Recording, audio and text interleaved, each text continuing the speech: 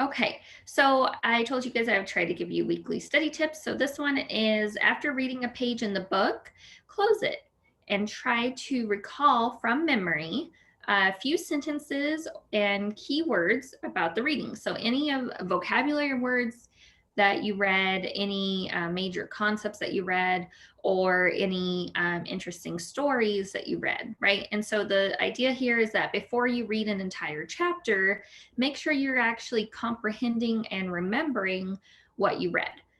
You can also apply this idea to PowerPoints, but maybe do like 4 PowerPoint slides at a time, since it's different than reading a book. And then, of course, check your answers, right, when you're done. Make sure. So, you know, if you're not understanding or remembering, then you'll struggle a lot to try to write down a few sentences, and then you'll already know.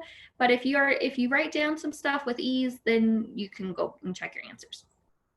And as you get more and more comfortable with this, you'll be faster and faster at it. Okay. So Salmonella, shigella, agar is one of the main agar plates that you'll be using in this simulation. It is differential and selective.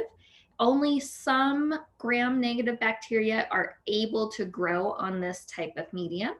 And then we're given specific examples of bacteria that and how they appear on this. So on this plate, and you can see in this image here, you'll have red colonies that are E. coli, and you will have black colonies that are Salmonella, and you'll have these kind of greenish colonies that are shigella, and then you can have a peach color with a dark center.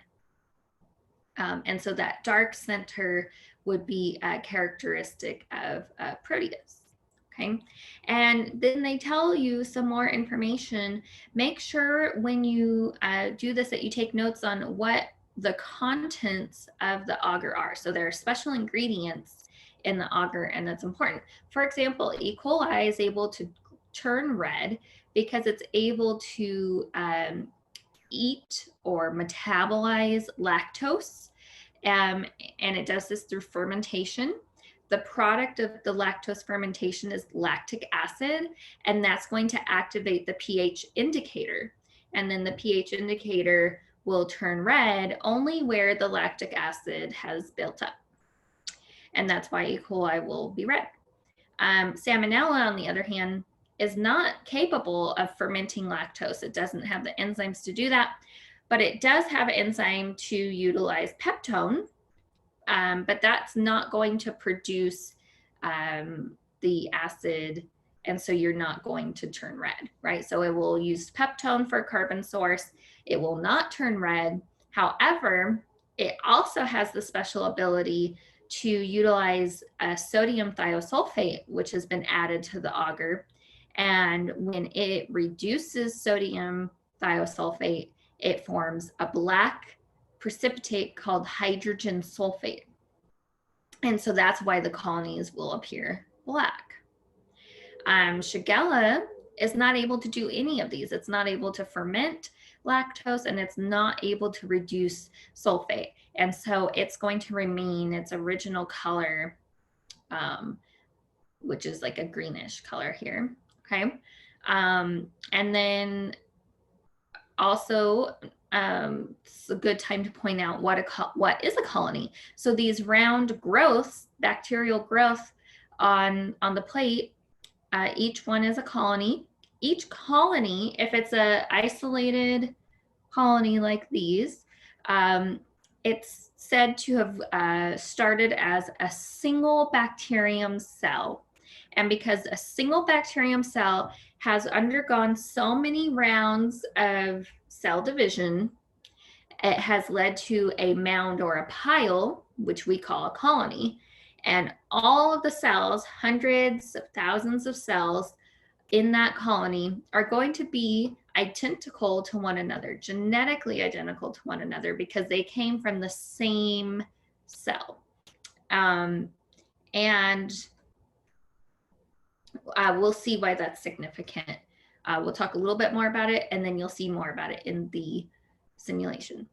Okay, so in the simulation, you're going to help a doctor, a physician, identify the bacteria that is making his patient Max sick. He came with vomiting, diarrhea, fever, very severe, and hospitalized later the same day that his symptoms occurred.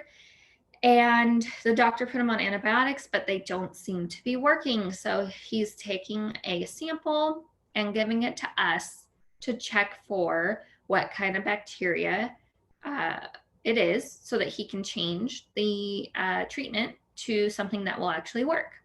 Okay. And so that's what the SSA plate is being used for, right? The Salmonella, shigella, agar plate. In this simulation, you're going to learn how to perform the streak plate method. That's using using a sterile loop to spread bacteria over the surface of the plate in a very specific way in order to obtain isolated colonies. And then you can take isolated colony and test it to confirm what kind of bacteria it is. And then you can also use that to make a pure culture. The doctor suspects the source of this infection, and so you'll also collect a sample and do the same thing for that sample. And then we need to compare the suspected source to the bacteria that made Max sick. And if they are the same, then you know that that indeed is the source, and you can prevent other people from becoming sick from that same source. Okay. So I said streak plate method is very specific, and here is an image where you start in what we call a quadrant. So you can think of dividing this agar plate into 4 quadrants, and you streak, and notice that you streak in a continuously forward motion. You don't overlap on yourself, but you continue to move forward. Now, this is incredibly difficult to do that with your mouse.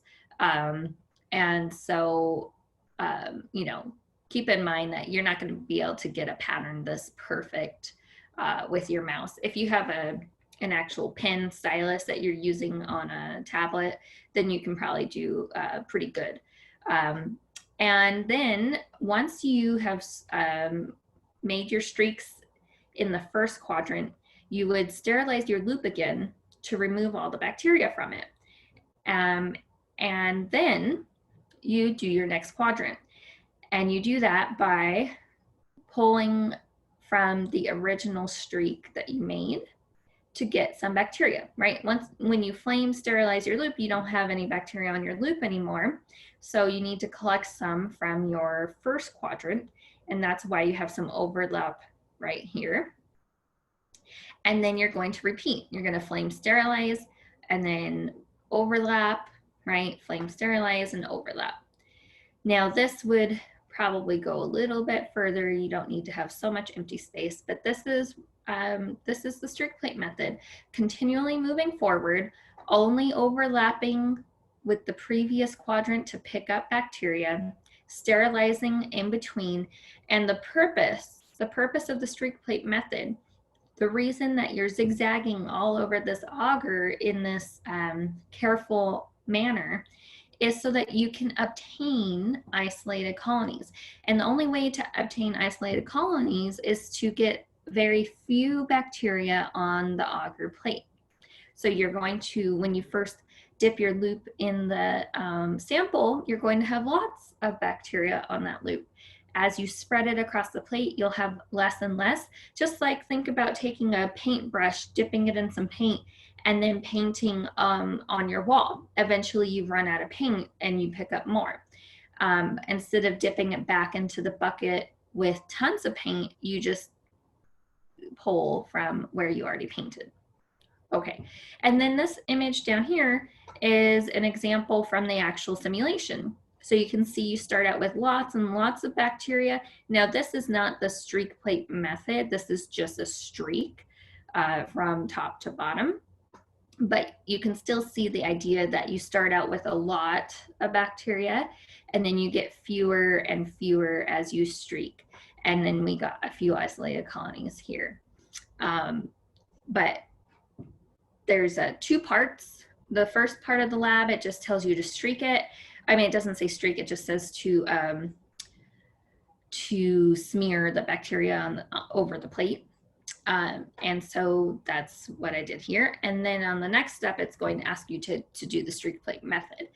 Make sure when you do the simulation that you're opening the theory tabs and watching the videos. It has two different videos in the simulation for you, okay? So make sure you're watching those.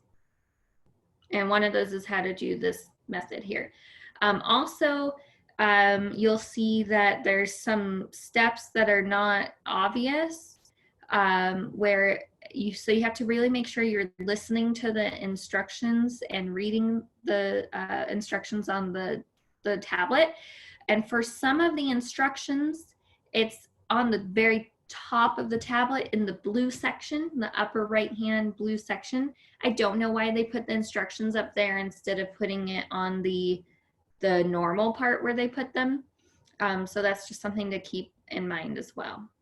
Okay, so streak plate method is the streak pattern used to get fewer and fewer bacteria until you can obtain isolated colonies.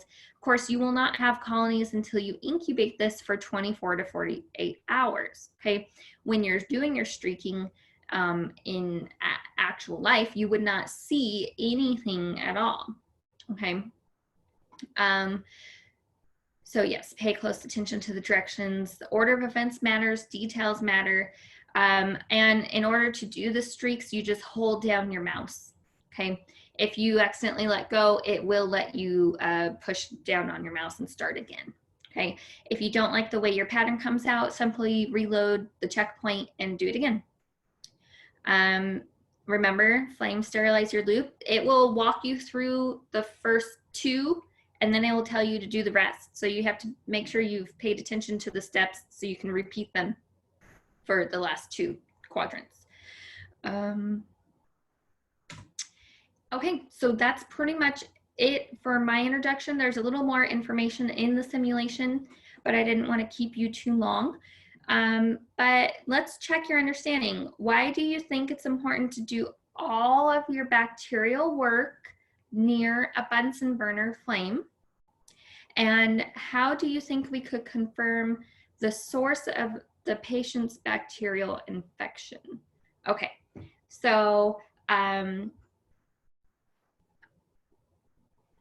you guys can go ahead and try to answer these with me now, or you can think about it and you can, these questions are additional questions just to help you as you study. This is not what I asked in the homework.